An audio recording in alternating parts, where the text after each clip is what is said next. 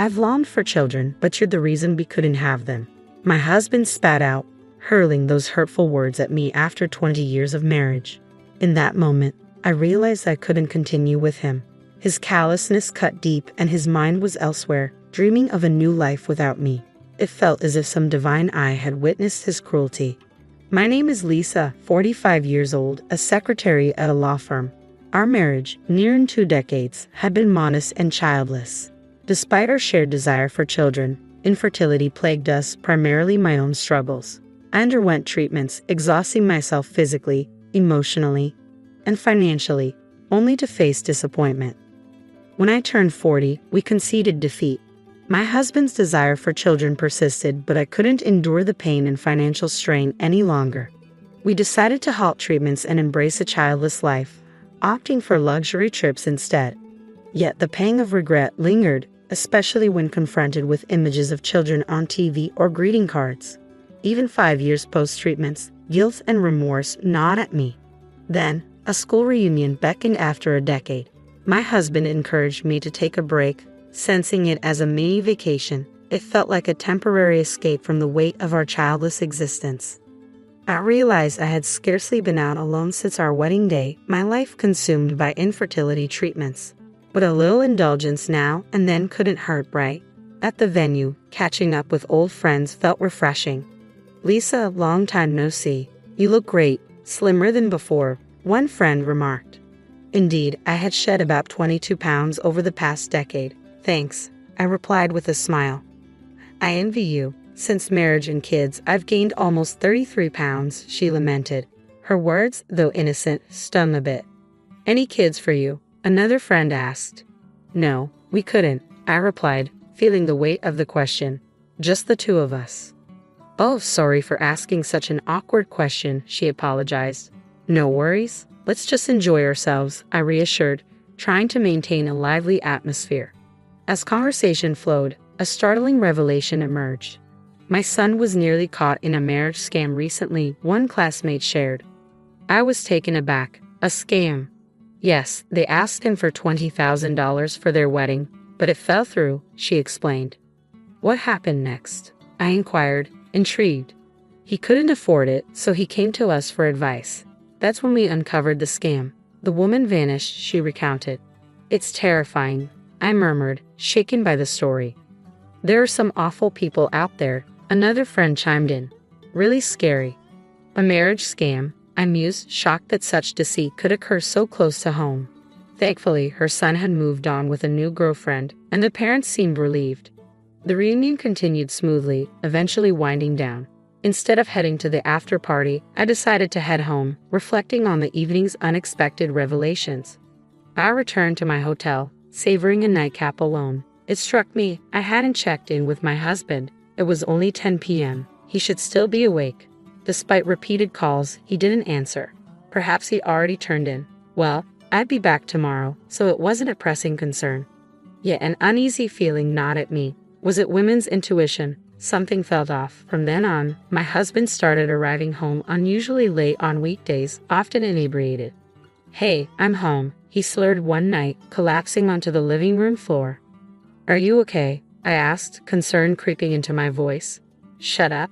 I'm home. Show some respect," he retorted, his words clouded by alcohol. As I tidied up his discarded clothes, he muttered something about Alyssa. You know, if you were as young as Alyssa. Confusion gripped me. Who was Alyssa?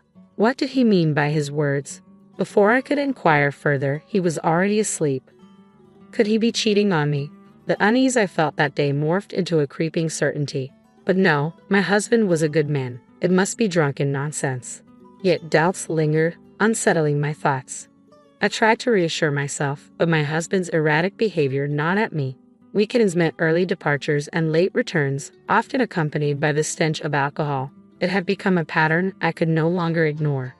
"You're going out drinking almost every day lately. Are we okay?" I ventured one evening. "Mind your own business. It's my money," he snapped back, dismissive of my concern. "But we need to save for our future," I insisted. His response cut deep. "Well, I've spent quite a bit on treatments." "That's because you're defective." Even in his inebriated state, his words stung. I could have fathomed he'd speak to me that way. As time passed, his disparaging remarks grew more frequent. "Since you can't have kids, you should focus on showing affection to me," he'd say. With each selfish act, my love for him waned. Gone was the caring husband who once supported me through treatments. Would he ever return? After 20 years, I began questioning the essence of our marriage. But before I could confront him about it, he dropped a bombshell. "We need to talk," he said, his demeanor serious. I returned from work to find him on the sofa, his expression grave. "What's wrong? Why are you being so formal?" I asked, sensing something was amiss. "I want a divorce," he declared bluntly. The words hit me like a ton of bricks. "You're joking, right? Why would you say that all of a sudden?" I pleaded, hoping for reassurance. But the idea of divorce had never crossed his mind before. "Yes," he confirmed, leaving me stunned and bewildered. The revelation hit me like a tidal wave. Divorce? Had my husband been considering it all along? I confronted him, desperate for clarity. "Out of the blue, you want a divorce? What's going on?" I demanded, my emotions raw. "We've been together for 20 years, haven't we? Let's talk this through," I urged, hoping for understanding. But he met my plea with contempt. "You're clueless, aren't you?" he scoffed, his tone laced with bitterness. Confusion clouded my mind. "What do you mean? For 20 years I've wanted children, but because of you I've been denied that chance," he accused, his words cutting deep. His revelation blindsided me. "That's not fair. We decided together to stop treatments," I countered, feeling the weight of sadness and frustration. "I was never okay with that. I've always wanted a child," he confessed, his voice heavy with regret. Tears threatened to spill as the reality sank in. "Well, if you sign the divorce papers, I won't have anything else to say," he declared proudly, pushing the papers toward me. But his next words struck like lightning. "I've already decided to remarry."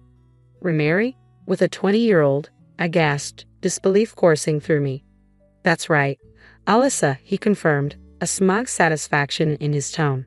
Alyssa, the name echoed in my mind, the same name he had mentioned before. Woman's intuition, it seemed, was not to be underestimated. I felt a flicker of self-satisfaction, but I knew it wasn't the time for indulgence. Then my husband showed me a picture of his so-called adorable Alyssa. As I examined it closely, I struggled to contain my laughter. Surely, this had to be a joke. How could something like this be real? I prayed he didn't notice my odd reaction and swiftly composed myself. "So, you really want a child that badly?" I questioned, masking my incredulity. "Yes, because you can't give birth. There's nothing we can do about that, right? You'll agree to the divorce, won't you?" he pressed, oblivious to my internal turmoil. "I suppose there's no choice," I replied, feigning distress, though secretly his sheer idiocy made the decision easier.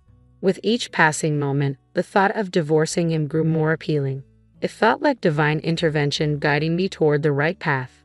With a heavy heart, or so I pretended, I signed the divorce papers and left him behind. I couldn't help but feel a sense of anticipation. Surely, he would regret his actions soon enough. Time would tell. Fast forward a year after the divorce, and I encountered him on my way home from work. His appearance shocked me. "Lisa, please help me," he pleaded, his shabby appearance a stark contrast to the man I once knew. "Excuse me, who are you?" I asked, genuinely not recognizing him. "It's me, Lisa. I need your help," he insisted, desperation evident in his voice. I hesitated, taken aback by his transformation. "Long time no see," I finally managed, unsure of how to react. In that moment, I realized the tables had turned. It was now his turn to seek assistance, and I held all the cards. "Please introduce me to your company's lawyer," he implored, his request a humbling reminder of his downfall. I couldn't just agree to help out of the blue. It seemed my ex-husband was facing financial troubles. I had sensed it from his appearance, but I never imagined he would change so drastically within a year. "If it's your first consultation, it's free, but to hire them, you'll have to pay their fee," I explained, trying to navigate the situation. "I don't have that kind of money. Please help me," he pleaded, desperation evident in his voice. Perplexed by his sudden predicament, I decided to hear him out. We found ourselves in a nearby cafe where he began to share his story. "Well, actually," he started, but before he could finish, I interjected. "Did that girl Alyssa run off?" I asked, a sudden realization dawning on me. "How did you know?" he responded, surprise evident in his voice. Just as I suspected. When you showed me a picture of a girl named Alyssa, it clicked. She looked exactly like the one who killed a classmate's son at a reunion, I explained, recalling the warning given by the classmate about a woman named Sally, approximately 22 years old. Her age and name are probably fake, of course. The swindler wouldn't use her real name, I added, connecting the dots. Of course you knew about Alyssa, didn't you? He questioned, realization settling in. Well, I guess you could say I knew. But what happened? I inquired, eager to unravel the full story. When I pressed my husband for an explanation, this was the story he offered. About a year ago, he met a woman named Alyssa at a nightclub. My husband, who had always harbored a desire for children, seemed to have shared his thoughts with her. It was during one of these conversations that Alyssa made an astonishing offer. She could bear a child for him. Their relationship blossomed from there. He started frequenting the club almost every weekday and spent weekends with Alyssa outside its confines. In the process, he depleted $10,000 from his savings, accumulated during his single days. Despite this, Alyssa never demanded lavish gifts or expensive outings. She was content just to share a drink with him at the club. She was different, he insisted. Not like the stereotypical club girls you often hear about. She didn't care about designer goods or jewelry. She was happy as long as I was there with her. He painted Alyssa as hardworking and sincere, emphasizing their agreement not to touch each other's savings from their single days. I thought it was his money and he could use it as he pleased, I admitted, unaware of his extravagant spending. Then my husband revealed the twist in the tale. Alyssa's true colors had emerged. I want to get married, but I had debts totaling about $20,000. Then my husband promised to take on Alyssa's debt and transferred the money to her, I recounted, my voice heavy with regret. They moved in together right after our divorce, but Alyssa continued her nighttime work and rarely came home. Eventually, she quit her job at the club and disappeared, taking all the money with her. How could he be so foolish? I lamented, feeling a sense of despair at having been married to such a man for 20 years. Did you make a promissory note? I inquired, hoping for some semblance of responsibility. A what? My husband looked puzzled. You lent her money, didn't you? Didn't you get a note? I pressed, frustration creeping into my tone. We were going to be a couple, so I didn't do such a thing, he admitted. So, you basically gave her the money, is that it? I asked incredulously. In this case, it seems like you donated $20,000 to Alyssa out of goodwill, I concluded, my disappointment palpable. This woman must be a pro, I mused, realizing the extent of her deception. In the case of donations, if the amount exceeds $11,000 in a year, gift tax is imposed. Depending on the case, the receiver might be taxed. So, Alyssa just took $20,000 in cash and vanished, splitting the money into two parts across 2 different years to avoid taxes. The reason my husband thought she was a good girl who never asked for material gifts was because she knew the law well. So, what should I do? I asked, feeling overwhelmed. I don't know. Maybe consult a lawyer. It'll cost you, though, he replied, his shoulders slumping in defeat. All my savings from my single days are gone, and the woman I loved ran away from me. I can't go back on my word to the company about remarrying after boasting about getting a younger wife. Isn't that his own doing? I thought, feeling the weight of my husband's pitiful situation. Lisa, it's my fault. Please come back to me, he pleaded. I realized after you were gone, you were the only one who cared about me. I don't need kids anymore. I'll let you do as you like. You must have been lonely too, right? But his misunderstanding persisted. That matter had ended half a year ago in my mind, so I confronted him with reality. You know, it's been a year. What's with this sudden change of heart? Isn't it a little too late now? Lisa, are you going to abandon me? Well, it was you who pushed for our divorce in the first place, remember? I reminded him. You're the only one I can rely on. My ex-husband looked utterly exhausted, and I decided to show him a little mercy. All right then, shall I call up a lawyer friend of mine? Lisa, thank you. I knew I could count on you, he said, tears welling up in his eyes. Mr. Johnson, the lawyer from my company, arrived at the coffee shop. John, over here, I called out, and my ex-husband seemed somewhat perplexed by our overly familiar demeanor. You see, we've been dating for the past 6 months now, I explained. What was it you needed advice on? As I finished speaking, my ex-husband looked as if he was in a daze. No, well, I think that'll be it for today, he muttered. suddenly snapping back to reality and hurriedly leaving the coffee shop. In the end, he couldn't afford to hire a lawyer and resigned himself to his fate. Rumor had it that his company was abuzz with talk of his unfortunate situation, left by his soon-to-be wife and ignored by his ex-wife. As Mr. Johnson and I spoke later, I confessed the truth about the charade. "I'm sorry for involving you in all this, I apologize." "No worries, Lisa. I'm glad I could be of help," he reassured me. "By the way, do you have any plans after this?" Caught off guard by the unexpected turn of events, I was a little flustered, but a fresh start in my mid-40s didn't seem like such a bad beginning. "Yes, I'd love to," I agreed, certain that a fun-filled future was awaiting me. I couldn't shake off this feeling of excitement. On the day my mom passed away, my sister-in-law made a hurtful joke, saying I slept in and missed the funeral. She then mentioned she wouldn't be attending. It made me angry because she had convinced my sick mom to spend a lot of money on a new house, and now she was acting this way. Trying to keep calm, I warned her she'd regret it, but she just hung up. Later, at the funeral, even my usually gentle brother was furious with her. "My name's Lisa. I'm 28, single, and have a good job that keeps me busy. Despite everything, I'm doing okay. Today is a day off from work, so I went back to my mom's place after a long time." I greeted her, and we had a nice chat over tea. My mom is a kind and elegant person, but she's been living alone since my dad passed away a few years ago. Both Dad and I always worried about her health because she's not very strong. Whenever I have time off, I make sure to visit Mom and spend time with her. During our chat, I asked if anything troublesome had happened lately. Just as she was about to tell me, the doorbell rang. Mom said it might be Stephanie. Stephanie is my brother's wife. They recently got married, and she's my sister-in-law. I often wonder how my quiet brother ended up with someone as talkative and pretty as her. Although I sometimes find her unexpected visits a bit annoying, I appreciate her caring about our mom. When Stephanie came in, she greeted us cheerfully. She mentioned how long it had been since we last met, and then started talking about my job in accounting. She said she's too busy with housework and hinted that it would be nice if I got married soon too.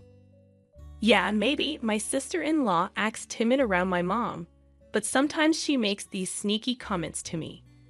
I'm not sure if she's trying to be mean, but it definitely makes me feel uneasy. Looks like my sister-in-law's here too, so I'll head out, I told Mom when I said goodbye. She agreed and said we should catch up more next time before seeing me off. As I left, I couldn't help but wonder if Mom was really okay with my sister-in-law. She's not one to gossip or complain, so I worry she might be keeping her feelings inside. A few months later, Mom told me that my brother was building a fancy new house. My brother makes a good living, but he's not super rich, right? And my sister-in-law doesn't work, so how are they affording such a big house? I wondered aloud. Well, I actually helped him out with some money from your father's inheritance. Mom confessed. How much? I asked. Around $20,000, Mom replied. $20K? Mom, are you serious? I exclaimed in shock. My dad always taught my brother and me to be self-sufficient once we grew up, so I couldn't understand why Mom would give away such a large amount of money. Stephanie, your sister-in-law, kept coming over almost every week asking for help. I just couldn't say no, especially since Andrew and Stephanie promised to take care of me when we all lived together. I felt like I had to help, Mom explained. Well, if you're sure about it, Mom, but aren't you worried you're giving too much? I asked. No, not at all. This will make things easier for you, Lisa. I'm actually excited about our new life together, Mom replied with a smile. They went ahead and built their house, and my brother, his wife, and Mom moved in together. When I visited to give them a housewarming gift, I was amazed by their luxurious house. It had a modern kitchen and bathroom, fancy interior with real wood, and a big backyard. There was no way my brother could afford all of this on his own. My sister-in-law proudly gave me a tour of the house, and when it was over, I pulled my brother aside quietly. Congratulations on the new house, Andrew. Please make sure to take good care of Mom. Thank you, Lisa. "Don't worry, Stephanie will take care of Mom while I'm at work," he assured me. I felt guilty about Mom contributing money, but we're determined to ensure she's even happier from now on. It seems my brother wasn't aware that his wife had been asking Mom for money for the new house. He's a good and kind person, but sometimes he can be a bit clueless. "Okay, just make sure you both take care of Mom. And you, focus on your job," I advised. "Let's not talk about work." "Oh, sorry, my bad," he replied. After our conversation, I gave my brother an envelope with some cash and a standing clock. "This clock can help monitor health, so please put it somewhere in the living room where Mom can see it easily." "Wow, this clock is really advanced, huh? But it could be helpful for Mom. And it looks stylish too. Let's place it here," my brother said, setting the clock on a shelf in the living room. "I should head home now." "Take care," I said.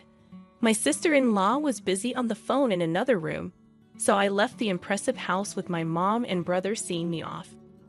6 months had passed, and it seemed like my mom, who had been a worry, was doing well with my brother and his wife.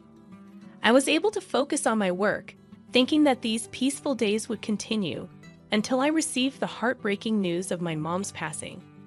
When my brother came back from work, he found our mother had stopped breathing.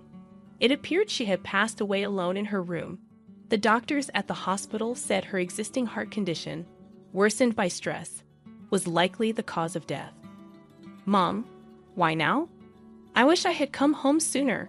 I'm so sorry." My brother and I held onto our now lifeless mother, tears streaming down our faces. My sister-in-law, Stephanie, was not there at the time. "Brother, wasn't Stephanie supposed to be home? And what do they mean by overwork?" I asked, feeling puzzled. "No, she wasn't home. And about the overwork, I'm not sure. Stephanie took care of all the household chores, so it doesn't make sense," my brother replied, sounding confused. Feeling uneasy, I said, "Well, first things first, we need to arrange Mom's wake and funeral. You'll probably need to take the lead as the chief mourner, Andrew." "You're right, Lisa. Can you help me?" my brother asked. So my brother and I started working hard to prepare for the memorial service. It was chaotic, trying to organize everything for my mother's funeral, finding a place, making plans, reaching out to people, and more. Somehow, we managed to get through the wake, and the next day was the funeral. While my brother and I were busy with visitors, my sister-in-law just sat around doing nothing. Stephanie didn't lend a hand or show any emotion. Despite feeling increasingly frustrated with her, the hustle and bustle of the moment kept me from confronting her. "Andrew, tomorrow's the funeral, and you'll be quite occupied as the chief mourner. Why don't you and Stephanie go home for a bit? I'll stay here," I suggested. "Yeah, I appreciate that, Lisa. Thank you," my brother replied. After they left, I got my work laptop out in the now empty room and started working. I barely slept throughout the night. The next morning on the day of the funeral, even though it was scheduled to start at 10 a.m., I met up with my brother at 6 a.m. to get ready. We were swamped with preparations, going over the eulogy my brother had written as the chief mourner, meeting with the funeral director, and more. My brother mentioned that Stephanie would join us later for the actual funeral. And then, around 9:30 a.m., I got a call from Stephanie. "Hello, Lisa. I'm calling because Andrew isn't answering his phone." "Okay, and, I just woke up, overslept. I won't be able to make it to the funeral." Struggling to keep my voice steady and not let my anger show, I replied, "Okay, but you might regret missing it, you know." "Stephanie, I don't think that's a good decision. Anyway, I understand you're busy, but try to hang in there," I said before Stephanie hung up. "Hey, was that Stephanie just now?" my brother approached and asked. "Yeah, she overslept and said she's not coming today," I replied. "What? That's unbelievable." "It's our mother's funeral," my brother exclaimed. "Let's just focus on the funeral, Andrew. I'll talk to you about something afterward," I said, trying to keep things calm. Somehow, we made it through the funeral together. My brother and I paid our respects to our mother's remains, but Stephanie was still nowhere to be found. What was she thinking, not showing up for her own mother-in-law's funeral? By the way, Lisa, what did you want to show me? My brother asked, trying to shift focus. Sure, Andrew. Take a look at this, I said, pulling out my laptop. What is Displayed on the screen was the living room of my brother's house. It dawned on my brother that the clock I had given him as a gift had a hidden camera installed, meant for keeping an eye on elderly folks or pets. I had given it out of concern for Mom, but since she seemed fine, I didn't want to invade anyone's privacy, so I hadn't looked at it until now. However, yesterday, I decided to check the footage from the past week. Here it is, I said, opening a few videos. My brother watched them closely, holding his breath. What the footage showed was heartbreaking. My sister-in-law was exploiting our mother, harshly assigning all the household chores and tasks to her, from cooking to laundry to cleaning. My frail mother was being forced to work to exhaustion. While Mom was busy with the housework, Stephanie would slack off and go out. In the footage, you could occasionally see Mom clutching her chest in discomfort and hesitating to call someone on her phone, only to decide against it. Mom couldn't tell us about the mistreatment she was enduring from Stephanie. She always wanted our happiness, you know, Mom. I had no idea. Please forgive me. Both my brother and I saw it. The pain of seeing our mother in such a situation was almost unbearable. Lisa, can we see the footage from the day Mom passed away? My brother asked me. I haven't checked it, but Mom passed away in her own room, so I don't think we have any recording of her, I replied, setting the recorded footage to the date our mother passed away. After finishing her morning chores, my mother was seen clutching her chest as she headed towards her room. They said she passed away around 2 p.m. The living room was empty for a while. But as we fast-forwarded the recording, Andrew spoke up.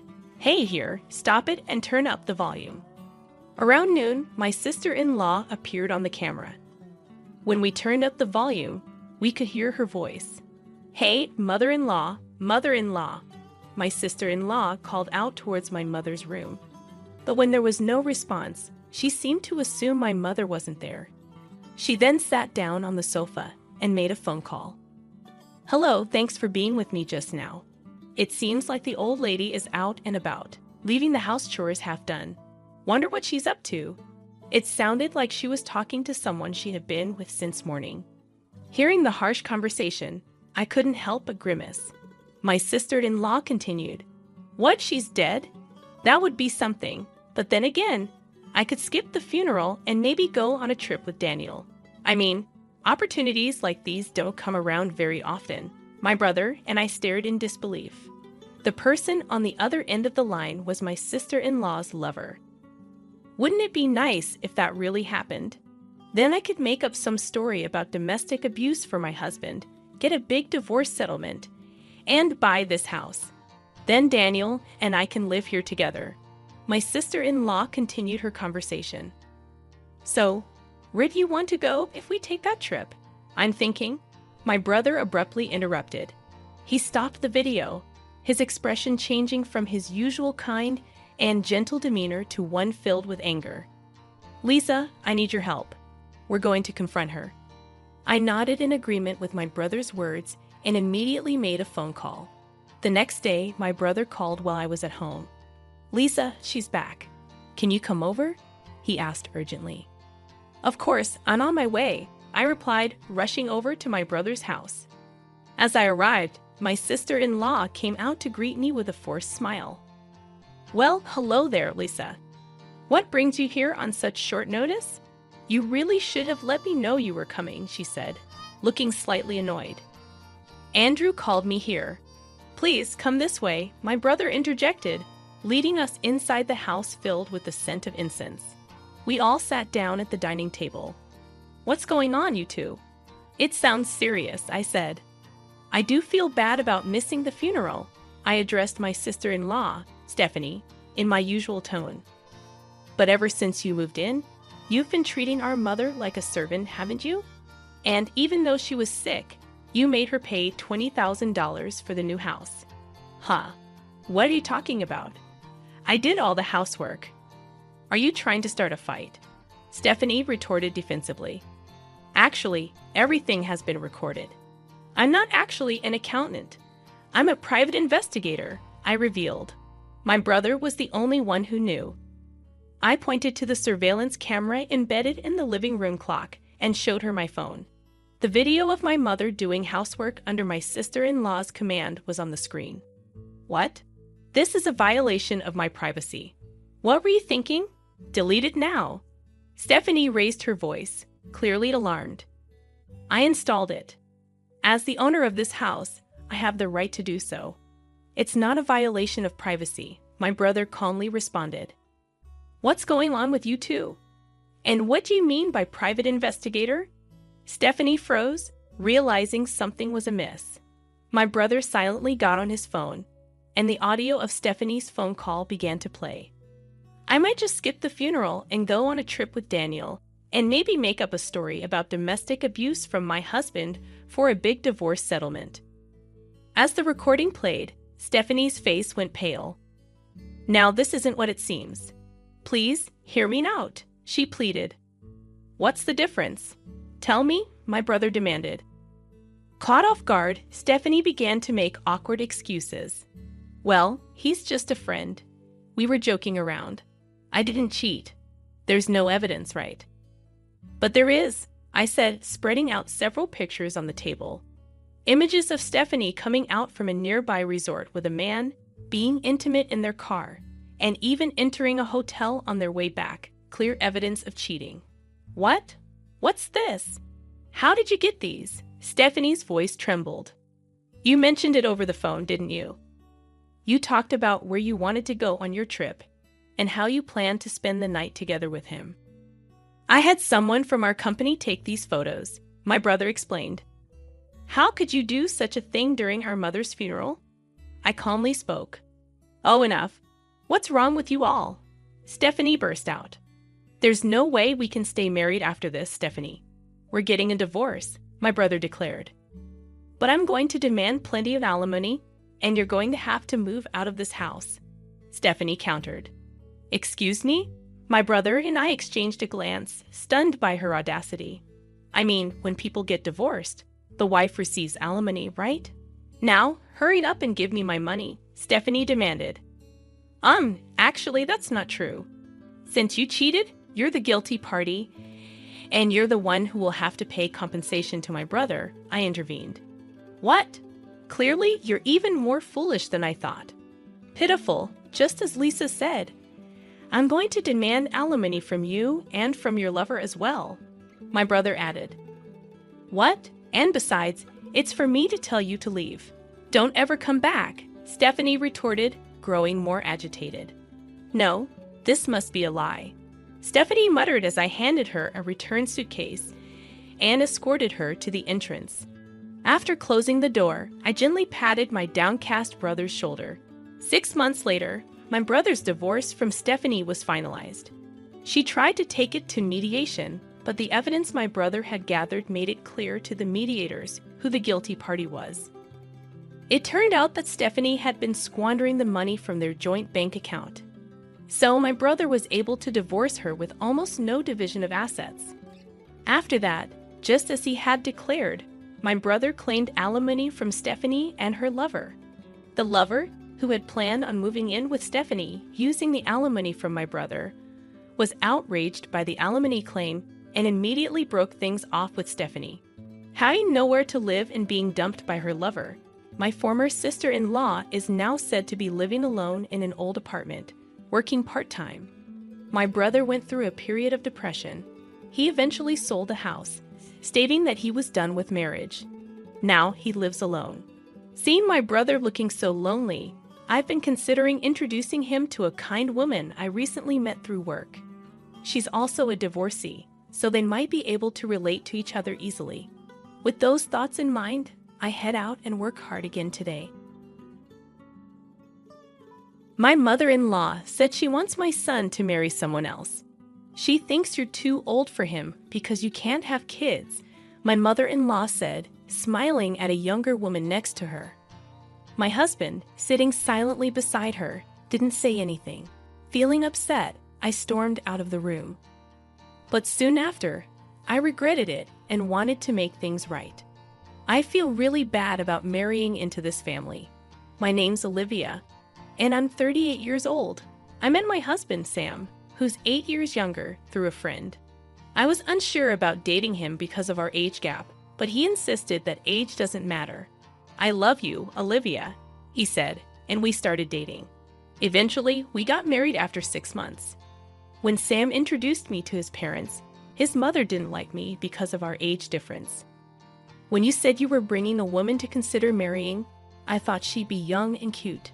38 years old, Sam. I mean, no offense, but think about it again. Younger women are usually better, she told Sam right in front of me. My father-in-law intervened, saying, if Sam thinks she's good, then she's good, right? Sorry for my wife's rude comments, Olivia. Eventually, we got their approval for our marriage. My father-in-law was good at smoothing over my mother-in-law's harsh words, making it seem like he didn't want any conflict. But after we got married, he often ignored issues, which was disappointing. Sam's family was well known as landowners in our small town, and my mother-in-law loved to brag about it. Even though she wasn't technically related by blood, she married into the family, just like me. This family is very wealthy, and Sam, being the favorite, has a charming and dreamy aura.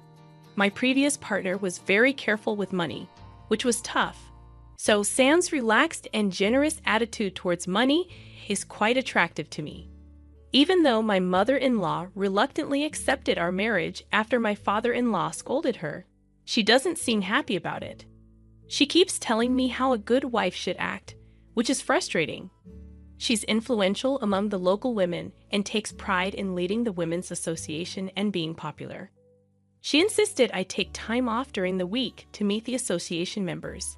She believes it's important to impress them. She introduced me proudly, but some of them hinted that she might not be as well liked as she thinks. Oh, and she also told me to get a medical checkup to see if I could have children.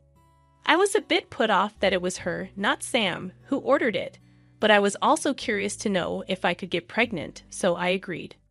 Gynecological exams aren't exactly a walk in the park. Despite being important for women's health, they're uncomfortable. Does anyone else find sitting in that examination chair waiting unbearable?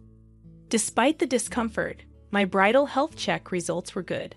I felt relieved when the doctor said, "You're healthy."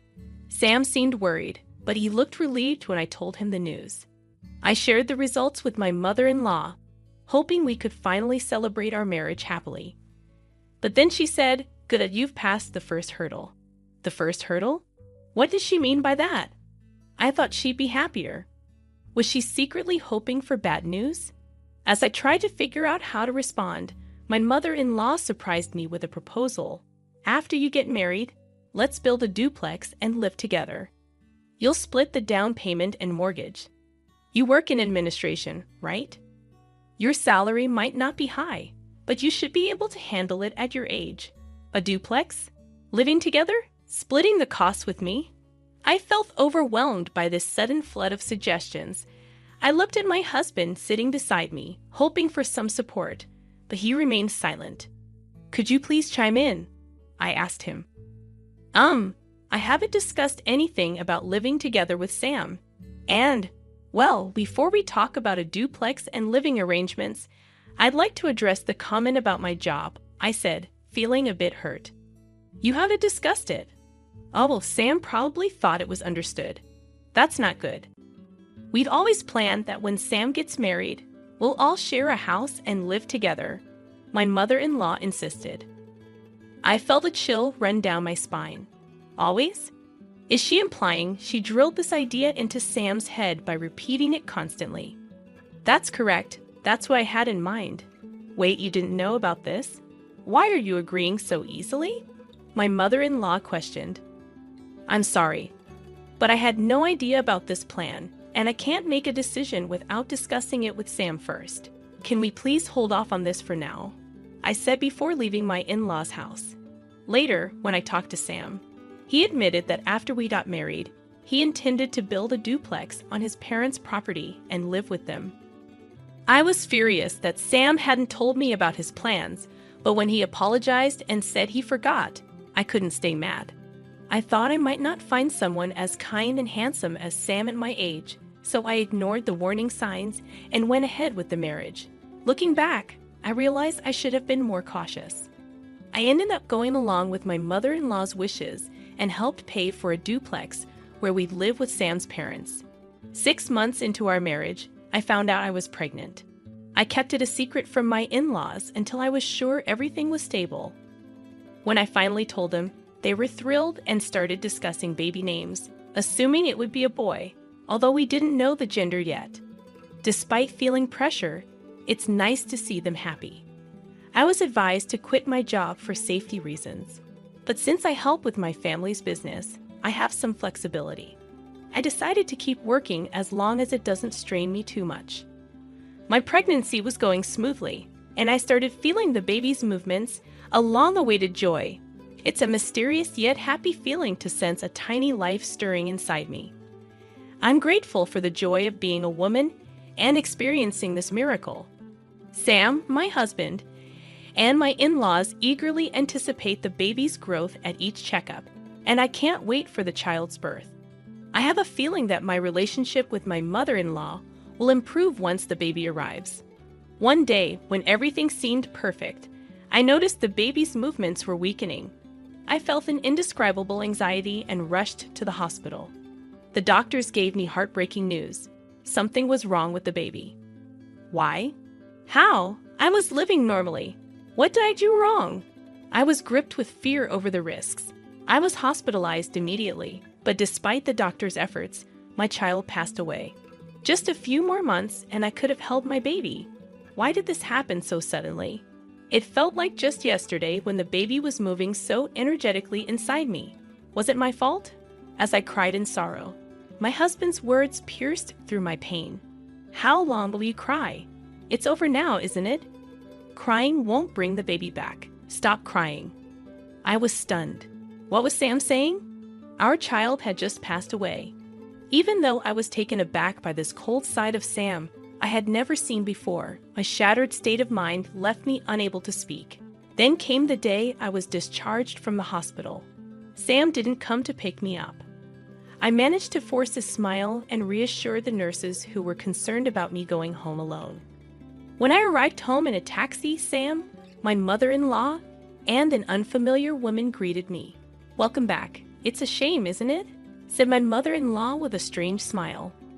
"Yes," I responded, taking a seat on the living room couch as suggested. The seating arrangement was strange, with my mother-in-law and the woman sitting across from me on a bench, and Sam sitting next to them, showing no effort to comfort me or make eye contact. As my mother-in-law spoke, my heart sank. "We've talked it over with Sam. Since you can't have children anymore, we don't see the point in keeping you as our daughter-in-law.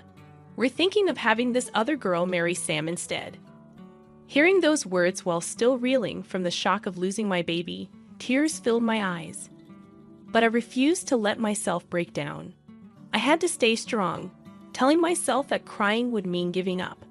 I kept my head down, unable to look up. Ignoring my distress, my mother-in-law continued heartlessly. "If you're willing to work and support our family instead of having children, we might consider letting you stay. What do you think? Can I count on you to take care of us if they leave me behind?" Confusion and disbelief washed over me. Without thinking, I looked at my husband for support. But when our eyes met, Sam quickly looked away. Beside him, a woman who seemed triumphant stared back at me. I remembered her as Sam's childhood friend, introduced to me at our wedding. Seeing that my husband wouldn't even meet my gaze, I realized he's not on my side. He won't help me. A chill ran down my spine, and strangely, my mind became clear. They must have discussed this during my hospitalization. They planned to replace me, the woman who can't have children, with a younger wife who can bear in hair. If I stay here, I'll only suffer. There's nothing for me here anymore. With newfound clarity, I addressed Sam. "I understand where you stand. Let's get a divorce. Please go and live happily with your new wife." Leaving the house, I returned to my family home. My parents, surprised but warmly welcoming, were already aware of my miscarriage. They were outraged by the cruelty I had faced so soon after leaving the hospital. Their warm reaction was a relief after everything, and I ended up crying a lot that day. Exhausted from tears, I fell asleep. However, the next day, my mother-in-law and husband, who had shown such cruelty in driving me out, unexpectedly showed up at my family home. At first, my mother dealt with them normally, but once she realized who they were, she refused to engage with them. Then, they started incessantly ringing the doorbell, shouting, "We've canceled the divorce. Come back now." You see, my family runs a barbecue restaurant, a well-known spot that serves a globally famous brand of beer. It's frequented by many celebrities and athletes who enjoy our delicious food. However, my husband's family comes from an old, respected background, and they looked down on our family, thinking that running a restaurant was somehow shady.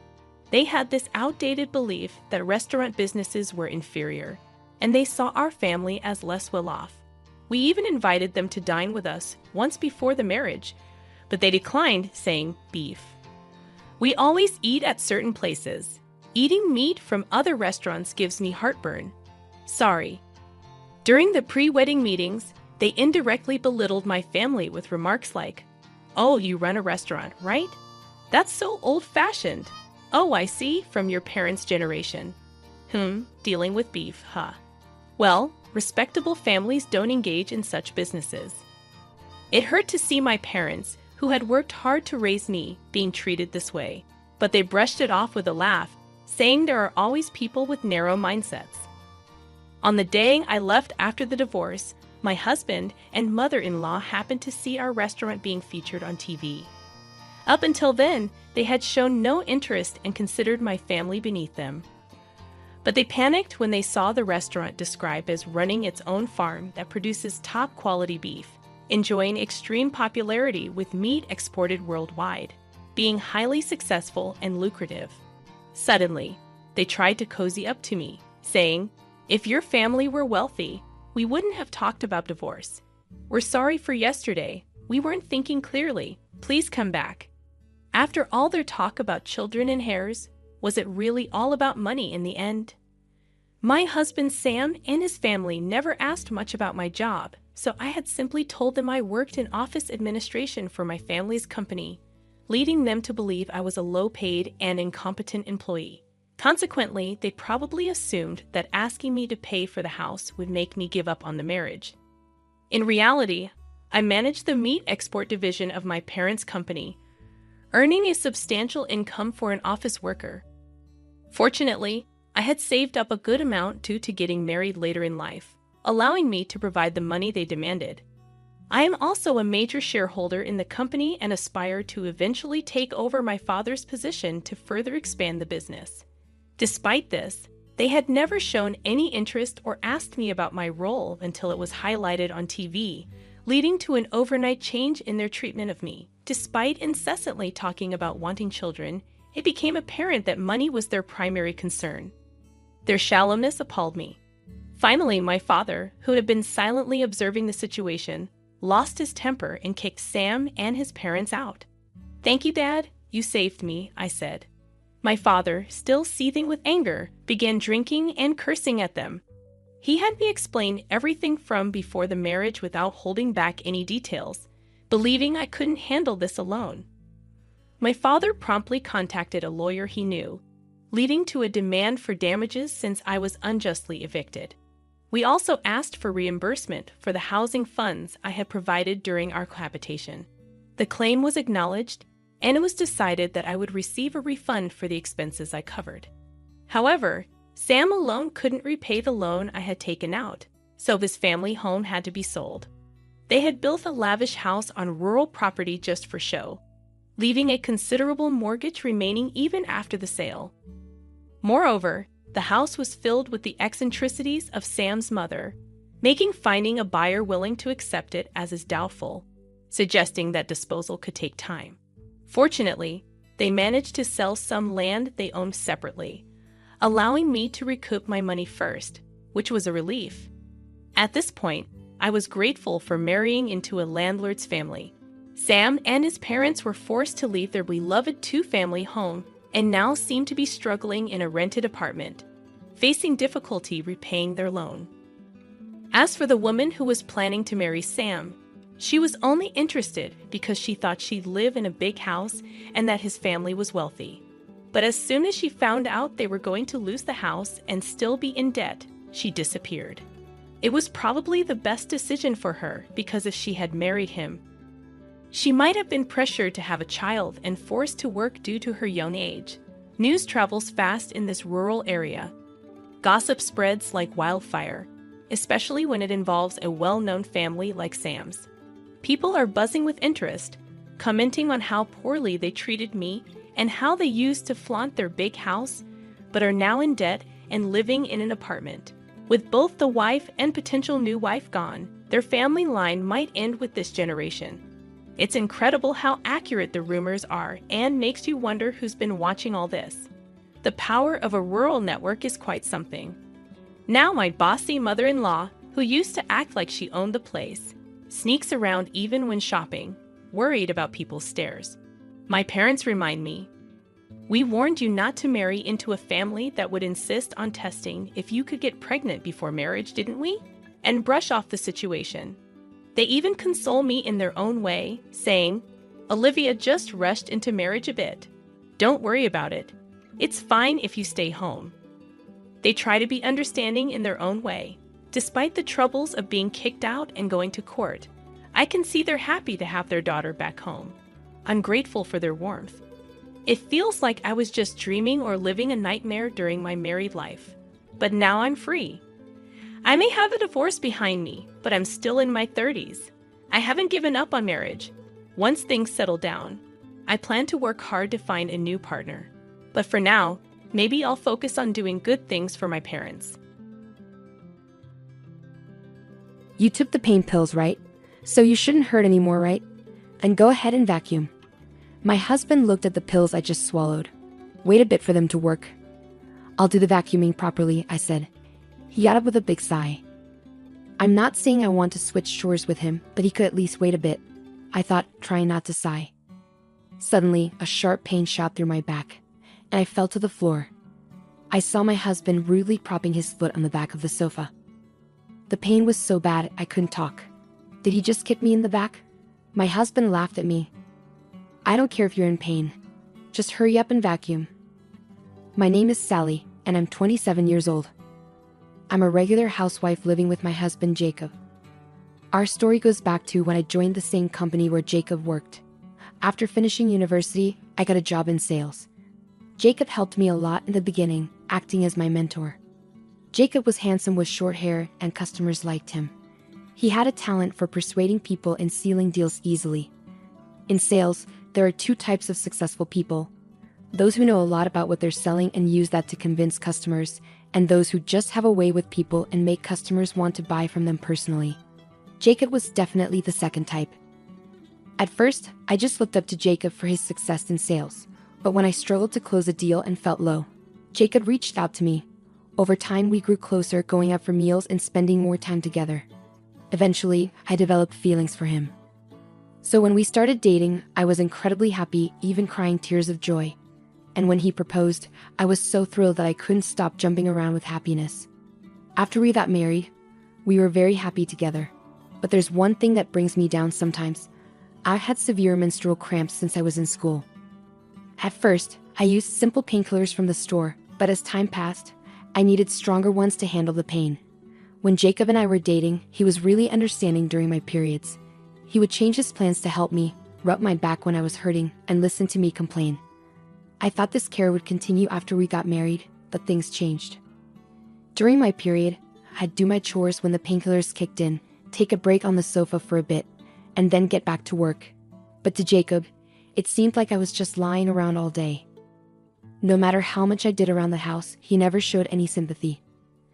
Then we bought a new house. We used to live in an apartment, but we got a bigger place because we wanted to have kids someday. Jacob's parents like to have parties, so he decided we should host the next one at our new house. Jacob got everything organized really quickly. He told everyone the date and time of the party and gave me a list of relatives who were coming, along with their ages and what foods they didn't like. I was shocked when Jacob told me, sounding annoyed, that I needed to cater to everyone's taste for the party and that he wouldn't forgive me if I bought ready-made food. Planning the menu was tough because everyone had different dislikes, and what one person liked, another person hated. I spent several nights staying up late planning the menu. Then, just as my period, which was a bit late, started, I took a painkiller and finished cleaning the room. I decorated it with flowers, put out air fresheners, and kept going over the party plans in my head. That evening, I finished preparing the food for the party and went to bed. Jacob was laughing loudly at the TV while having his nightly drink while I was trying to finish up, dealing with my period pain. I fell asleep, remembering Jacob's laughter. On the morning of the party, I woke up before Jacob made breakfast and started cooking for the guests while tidying up. I kept checking the clock nervously as I worked. After finishing cooking, I set the dishes on the table and checked the entrance, living room, and bathroom thoroughly. The painkiller was wearing off, and the pain was getting worse. I sat down on the sofa, feeling like I couldn't bear it anymore. I wanted to lie down, but I had done my hair and makeup nicely, and I didn't know when the relatives would arrive, so I stayed seated. I looked at Jacob, who was watching TV with a drink in his hand. Even though we had to greet the guests soon, he was already drinking. I wanted to say something, but the words wouldn't come out. Jacob noticed me looking at him and glared back. "What's wrong? Are you telling me not to drink so early?" Jacob asked. "No, not really." Suddenly there was a loud noise. "I get nervous too, you know. And you seem so relaxed on the sofa. I figured you were done getting ready," Jacob said, setting down his drink and walking toward me. His stare made me feel uneasy, and I had a bad feeling about it. "I'm almost done, but my period started. I took some painkillers, but they're wearing off, so I'm taking a short break. I'll be fine soon," I explained to Jacob. Hearing this, Jacob let out a heavy sigh and glared at me. "Don't act like a victim just because of a little stomachache. My mom never complained like this," Jacob snapped. Right after he said that, I felt like Jacob was walking behind me, but suddenly, I was kicked in the back and fell from the sofa to the floor. It took me a moment to realize I had been kicked. Ignoring me, Jacob sat back on the sofa and started playing a game on his phone as if nothing had happened.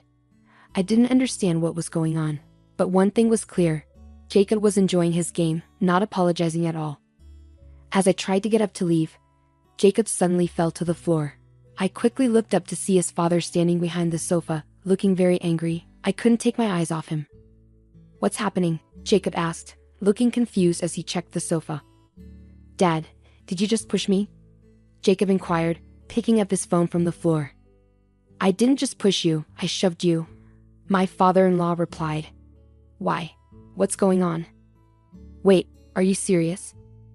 Why would you kick someone in the back? Especially Jacob, she's your wife," my father-in-law scolded him. Jacob seemed a bit surprised by my father-in-law's anger. "Well, you know, I had a few drinks and lost control," he tried to explain, but my father-in-law wasn't buying it. "Don't blame it on alcohol. No excuse for a man to hit a woman," my father-in-law said firmly. "What do you mean?" "It's just a way to discipline," Jacob argued back. "Discipline?" She was taking a break on the sofa because she was in pain. I was teaching her that she doesn't work, she doesn't rest. "Isn't that right, Sally?" Jacob asked, turning to me for support. I didn't know how to answer Jacob's sudden question. I had finished preparing and was just trying to rest on the sofa. Maybe I should just tell the truth. Seeing my dilemma, my father-in-law looked at me. "Sally, is what Jacob said true?" he asked. I couldn't bring myself to answer. If I told the truth now, Jacob might get upset, and that wouldn't be fair to the relatives who were coming over to see our new home. I was trying to figure out what to say when my father-in-law spoke again. "Sally, your silence says a lot, doesn't it?" he remarked. "Sorry," I managed to mumble, feeling confused by his words. "If Jacob was telling the truth, you would have confirmed it right away, but you stayed silent. Does that mean there's something, or everything, wrong with his story?" My father-in-law's words struck me hard. I wanted to tell the truth. "Everything's ready, we just need to welcome the guests." "I'm just not feeling well today," I said, trying to be diplomatic. "Ah, you're just on your period?" Jacob interjected abruptly. I felt like crying at his lack of sensitivity. I had carefully chosen my words to avoid such a direct topic in front of my father-in-law, and yet, stop saying my period is just an excuse for feeling unwell. If you're done with your tasks, just say so. It seems like you think I'm sitting around doing nothing because I haven't finished. Jacob kept talking, not noticing how hard I'd been working. That's how Jacob saw things. He didn't remember me telling him earlier that I was almost done with the preparations. He didn't see all the work I've been doing since early morning, even since yesterday, getting everything ready and cooking. He didn't see me taking pills to cope with the pain and keep going. He decided we have the gathering here but didn't lift a finger to help with the preparations or cooking. I did it all by myself. I started to get really angry. "Listen to me," I began, but Jacob cut me off. "She's always complaining about how bad her menstrual cramps are, but she never gets used to them. Every month when she gets her period, this is what happens," Jacob said, turning to his father. "Dad, Mom wasn't like this, right?" Jacob sought validation. "But it seems I made the right choice to come over early and help Sally since you, Jacob, decided to host this gathering without considering her." "What? Inconsiderate? Me? No, Jacob, that's you. If you had worked with Sally, you would have seen how hard she worked on the preparations despite her pain. Instead, what did you do? Did you start drinking before everyone arrived? You were the one slacking off, Jacob." My father-in-law's outburst shocked everyone there. Jacob seemed to shrink back at his father's words. I didn't want Jacob to regret this like I do. "I've tried to educate you about this, but..." My father-in-law sat down heavily, sighing deeply. "Your mother also suffered from severe menstrual cramps like Sally. As a man with no knowledge about menstruation, back when information wasn't as easily available as it is now, I used to think your mother, who couldn't handle her own body, was just being spoiled. I thought only people who couldn't manage themselves suffered from menstruation." My father-in-law spoke slowly, as if remembering the past, his gaze distant. "Back then, painkillers were just for peace of mind. Your mother, being a full-time housewife, was told by my mother to do all the household chores. No matter how much menstrual pain she was in, I didn't let her rest. Then, one day, your mother fainted. I rushed her to the hospital, and the doctor told us she had endometriosis. Because of that, her dream of giving you siblings became impossible." My father-in-law continued. Jacob listened intently, staring at my father-in-law's face. Every person's body is different, and not everyone will have the same experiences. But if you ignore severe menstrual pain, it can lead to illness. Your mother did get sick. She was dealing with household chores, raising children, caring for her in-laws, and living with an inconsiderate husband. She had many sources of stress. She ended up infertile and couldn't get pregnant as she had hoped. I blamed it on the times and blamed my mother, but I was wrong. It was my responsibility to understand. It's a pain that we men can't experience, so I should have properly listened to your mother and accepted her as she was. I failed to do that. It was my fault. I regret not challenging my mother's views and remaining ignorant, even now." My father-in-law spoke in a somber tone, gently supported by my mother-in-law. I could only nod to my mother-in-law, who had just arrived, with a sad smile on her face. "You did your best to understand me, didn't you? Despite your demanding job, you even helped out with household chores. And to think that you cut ties with your own parents for me." My mother-in-law looked at my father-in-law with kind eyes. "Of course I did. I didn't want to burden you any more than I already had. I wanted the three of us to live happily, so that's why I did what I did. But cutting ties with my parents was a big decision. I wanted to avoid having to make such big decisions. That's why I've always tried to teach you, Jacob, hoping that you wouldn't make the same mistakes as I did. But it seems that I wasn't able to convey that to you at all," my father-in-law explained. Feeling the weight of the conversation, Jacob tried to lighten the mood. "Hey, don't you think you're being a bit too dramatic, Dad? In my memory, sure, there were times when Mom was really unwell and had to lie down. But I don't remember her ever having to lay down because of something as minor as her period. Is this some kind of nostalgia bias? Are you maybe just assuming it was harder than it really was?" Jacob's words hit a nerve. My mother-in-law's hand, resting on my father-in-law's shoulder, trembled slightly. He gently patted her hand and gave Jacob a stern look. "You just forgot." Of course, as a mother, she'd want to shield her child from worry. She tried her best not to let you see. But if it were just a matter of gritting your teeth and bearing it, it wouldn't be a disease. Your mother did have to lie down because she was suffering from period pain. I remember you coming home from school and saying that she was asleep again. I remember having an honest discussion with you about it. She wasn't just shirking responsibilities. She had no choice but to lie down because she was unwell. It seems you didn't even notice that. You weren't looking at Sally, and you weren't looking at your mother either. My father-in-law expressed his disappointment. Upon hearing Jacob's words, my father-in-law looked visibly disheartened. I didn't know what to say or if I should even try to ease the tension. Just then, there was a knock at the door. Glancing at the clock, it was 5 minutes before our agreed gathering time. Despite my aching stomach, I hurriedly answered the door. As expected, it was one of our relatives. I quickly greeted them and rushed back to the front door. Upon opening it, all of our relatives stood there, holding a beautifully arranged bouquet of flowers as a housewarming gift. I thanked them warmly, provided guest slippers, and courteously ushered them into the living room. When all the relatives entered the living room, the tension between Jacob and my in-laws was palpable. The relatives exchanged uneasy glances with each other. "What's happening?" one of the relatives asked my father-in-law.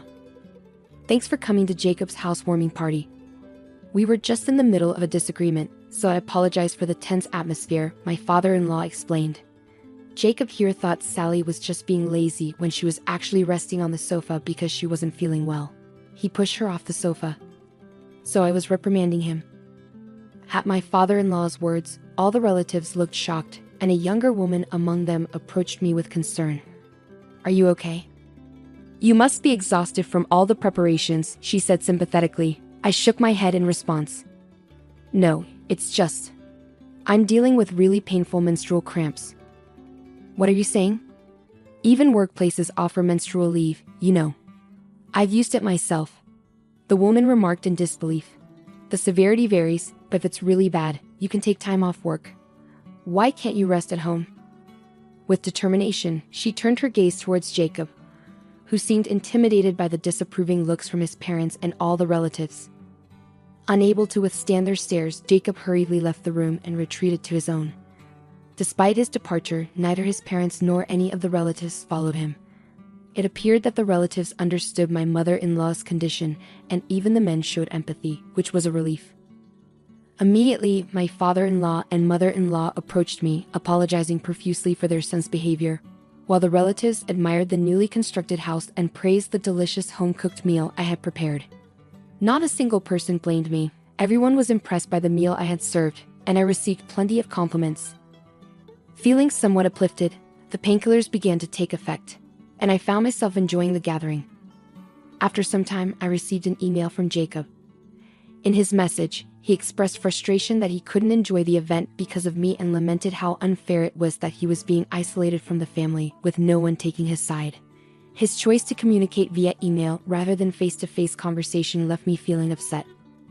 As I was contemplating how to respond, my mother-in-law glanced at my smartphone. Upon seeing the message, she immediately rose from her seat. My father-in-law, noticing her reaction, inquired, "What's happening?" My mother-in-law swiftly took the smartphone from me and handed it to him. As my father-in-law read the message, he too stood up abruptly. "He still doesn't get it. We need to take him back and start over with his education," he declared. It was an unexpected development, but my in-laws appeared resolute. Soon, the relatives also voiced agreement, suggesting that Jacob needed to be re-educated, and it seemed they were fully supportive of the idea. After some time, as the relatives gradually departed, my mother-in-law made her way to Jacob's room and pulled him out. With both his parents gripping his arms, they whisked him away before he could protest. About a week after Jacob returned to his parents' home, I received an email from him. He shared how my mother-in-law had been tirelessly educating him about women's bodies, the challenges of menstrual pain, and even had him do household chores while pretending to experience menstrual discomfort. He complained about the difficulty of balancing work and chores. I couldn't help but chuckle as I read his complaints.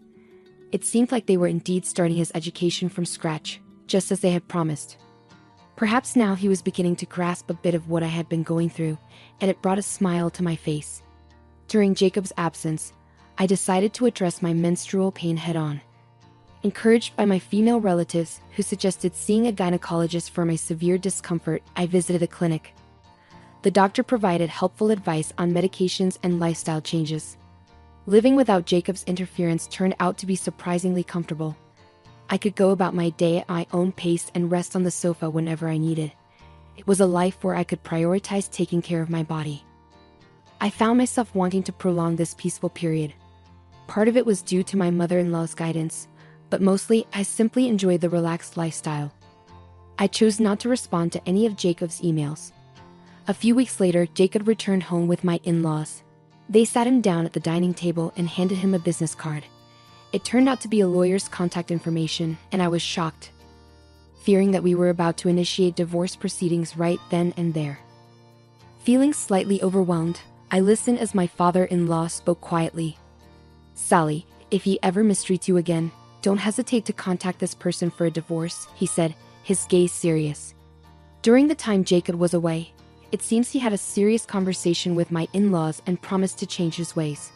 Since then, Jacob has kept his word, no longer acting arrogantly and willingly helping with household chores, especially when I'm struggling with my period. His dismissive comments about my period and its pain had also gradually faded away. Finally, I found myself settling into a peaceful life with Jacob, which was a huge relief. Going forward, I intend to prioritize my health and well-being, living sensibly,